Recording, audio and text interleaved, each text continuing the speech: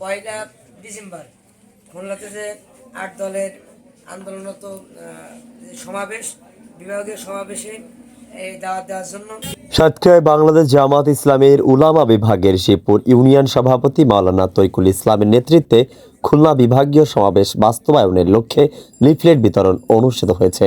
সাতক্ষীরা থেকে ইকবাল হোসেনের তথ্যচিত্রে থাকছে বিস্তারিত।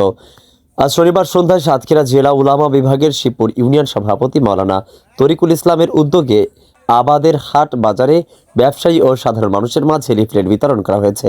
এ সময় উপস্থিত ছিলেন শিবপুর ইউনিয়ন ৮ নং ওয়ার্ডের সভাপতি মাওলানা মাসুম বিল্লাহ, ৯ নং ওয়ার্ড সভাপতি রেজাউল করিম, সাতক্ষীরা সদর থানার সাবেক শিবির সভাপতি আবু জাফর, ৮ নং ওয়ার্ড সেক্রেটারি মেহেদি হাসান, ইউসুর আলী, আরিজুল ইসলাম, নাজমুল হুদা, জামাত কর্মী জাহাঙ্গীর আলম সহ ইউনিয়ন ওয়ার্ড ও বিভিন্ন পর্যায়ের নেতৃবৃন্দ। এ সময় মাওলানা তরিকুল ইসলাম বলেন, জুলাই জাতীয় সনদ বাস্তবায়নের আদেশ জারি ও উক্ত আদেশের উপর গণভোট আয়োজন সহ ৫ দফা বাস্তবায়নের দাবিতে আন্দোলনরত ৮ দলের উদ্যোগে খুলনা বিভাগীয় সমাবেশ বাস্তবায়নের লক্ষ্যে এই লিফলেট বিতরণ করা হয়। শেখ আলী আকবর, গাংচিল টিভি, ডেস্ক রিপোর্ট।